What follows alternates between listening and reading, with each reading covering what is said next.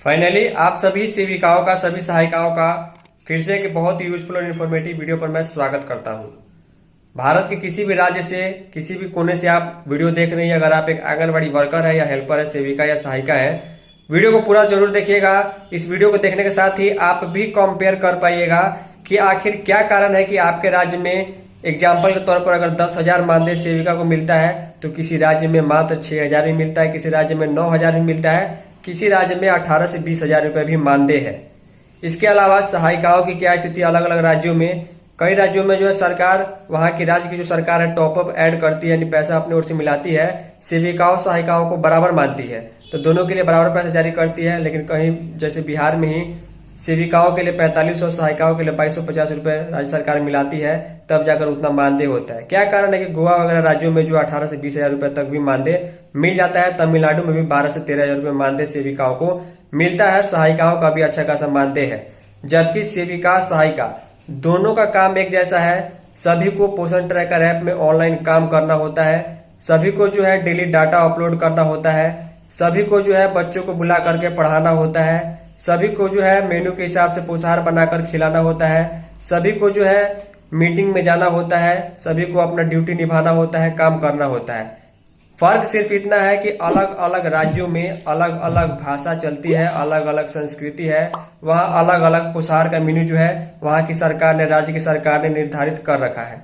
मानदेय कम या ज्यादा मिलने का सबसे बड़ा कारण ये है कि जिस जगह पर मानदेय ज्यादा मिलता है वहां पर सरकार ये मानती है कि आंगनबाड़ी सेविकाओं सहायिकाओं के काम से सरकार को, लाभार्थी को फायदा हो रहा है, उनको इम्पोर्टेंस दिया जाता है। लेकिन जहां पर इम्पोर्टेंस कम दिया जाता है, या फिर जहां पर फाइनेंशियल कंडीशन जिस राज्य की ठीक नहीं होती है, या फिर छोटे पिछड़े गरीब राज्य होते हैं, वहां पर पैसा कम मिलता है। हम आपको दिखाएंगे कि सिर्फ बिहार में ही 9,000 नहीं, कई राज्य ऐसे हैं जहां पर 7,500 रुपए तक का भी मानदेय सेविका को है। बिहार से भी कम है, कई जगहों पर बिहार से 2 गुना है, तो कई जगहों पर 2.5 से 3 गुना तक भी आपको देखने को मिलेगा। ये सारी जानकारी आपको देखने को मिलेगी। संसद की ओर से वर्ष 2026 में जुलाई के महीने में लिस्ट जारी हुई है, और लिस्ट में हम आपको दिखाएंगे किस राज्य में कितना मानदेय है और केंद्र शासित प्रदेश में भी कितना मानदेय मिलता है। वीडियो पसंद आएगी वीडियो को लाइक और वीडियो को शेयर कीजिएगा। चाहे आप किसी भी राज्य की हो, आपको जानकारी होनी चाहिए कि आपके पड़ोसी के वाले राज्य में कितना मानदेय सेविका सहायिका के लिए उपलब्ध है। तो ध्यान दीजिएगा, लेटेस्ट जो है वर्ष 2026 में मानदेय का जो लिस्ट है उसके बारे में मैं आपको जानकारी देने जा रहा हूं कि आखिर क्या कारण है कि किसी राज्य में जो है सेविका को 15 से 20,000 रुपये तक का मानदेय मिल जाता है और किसी राज्य में जो है मात्र 8 से 9,000 रुपये ही मानदेय मिलता है। तो इसके संबंध में संसद से मंत्रालय, सीधे महिला एवं बाल विकास मंत्रालय की ओर से डिटेल आए है और लिस्ट आई है कि आखिर जो है कहाँ पर कितना पैसा राज्य की सरकार मिला रही है, जिसके कारण जो है अंतिम रूप से मानदेय कम या ज़्यादा मिलता है।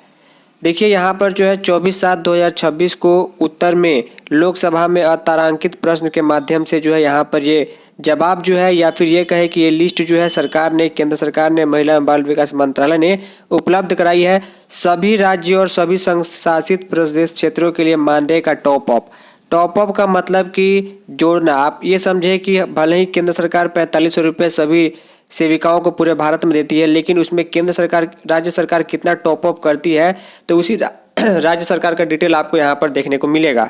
तो चलिए हम वीडियो की शुरुआत कर लेते हैं। मैं चाहूँगा कि इस वीडियो को अन्य सेविकाओं तक जरूर शेयर कीजिएगा ताकि सबको मालूम चल पाए।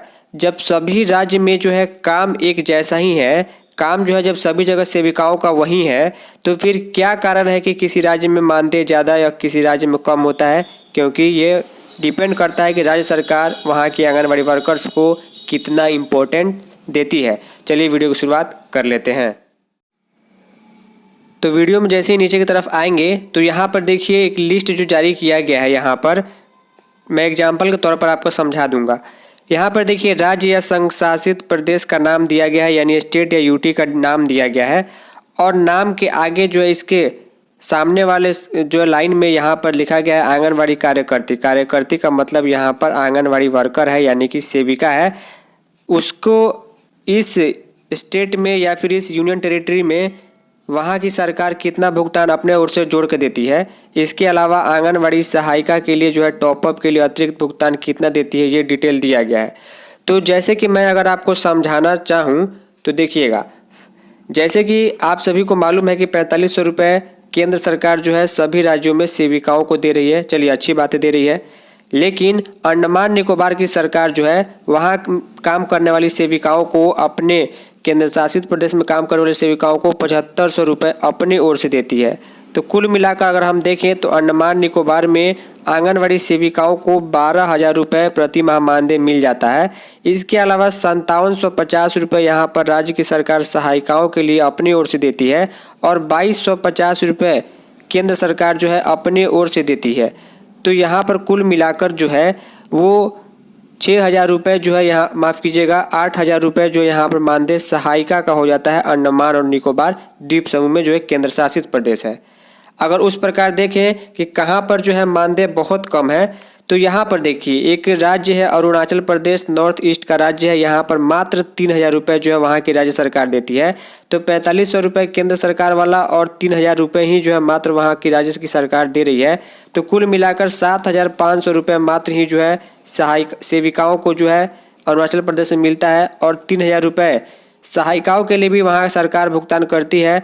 तो ये देखा जाए तो 5,250 रुपये सहायिकाओं को मिल रहा है।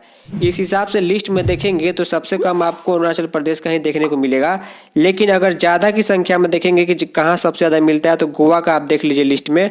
गोवा का जो मानदेय का डिटेल है यहाँ पर 15 से 23,000 रुपये, इसमें 15 से 23,000 रुपये इसलिए लिखा गया है क्योंकि यहाँ पर ऑर्डर था और प्रोत्साहन राशि वगैरह जोड़ करके अगर हम मिनिमम 15,000 रुपये भी अगर मानदेय को लेकर के चलते हैं और बाकी 4500 रुपये जो है वहाँ केंद्र की सरकार तो देती ही है, तो देखेंगे तो कुल मिलाकर 19,500 रुपये जो है वहाँ पर सेविकाओं का मानदेय गोवा में है, जबकि सहायिकाओं का मानदेय जो है 10,750 रुपये प्रति महीने है, जो काफ़ी ठीक ठाक है और उतने में उनका खर्चा भी चल जाएगा। क्योंकि गोवा जो है थोड़ा सा एक्सपेंसिव, थोड़ा सा महंगा जगह है, इसको लेकर वहाँ पर इतना मानदेय दिया जा रहा है। कर्नाटक देखेंगे यहाँ पर 8,000 रुपये राज्य की सरकार अपने ओर से सेविका को देती है और 5,250 रुपये सहायिकाओं के लिए वो देती है। इस हिसाब से देखेंगे तो यह आपको लिस्ट पूरा मैं आपको प्रोवाइड करा दूंगा अगर आप PDF मांगेंगे। यहाँ पर देखिए बिहार में एग्जाम्पल समझिए, बिहार में 4,500 रुपये केंद्र की सरकार तो दे ही रही है सभी राज्यों में, तो बिहार में भी देती है और 4,500 रुपये जो है राज्य सरकार अपनी ओर से मिलाती है, तब जाकर 9,000 रुपये मानदेय जो है सेविका का बनता है। बाकी 2,250 रुपये केंद्र सरकार सहायिका के लिए देती है, तो 2,250 रुपये राज्य सरकार अपनी ओर से मिलाती है, तब जाकर 4,500 रुपये यहाँ पर सहायिकाओं को मिलता है। तो इस हिसाब से पूरा डिटेल दिया गया है। और यहाँ पर ये देखिए त्रिपुरा में भी ज़्यादा है, अच्छा खासा है, उत्तर प्रदेश में भी जो है वो काफ़ी कम है। तो इसको जो है अलग अलग राज्य अलग अलग इम्पोर्टेंस के हिसाब से वहाँ पर देती है। तमिलनाडु में लगभग 8,000 रुपये जो है वहाँ की सरकार अपनी ओर से मिलाती है और बाकी 4,500 अगर राज्य केंद्र सरकार का जोड़ दे तो 12,500 रुपये हो जाता है। तो मानदेय ठीक ठाक है, बस काम वही है लेकिन इम्पोर्टेंस के हिसाब से कम मिल जाता है। उम्मीद करूँगा पूरा लिस्ट आप लोग समझ पाए होंगे। कुछ दिक्कत हो तो कमेंट कीजिएगा। इस वीडियो में इतना ही, धन्यवाद।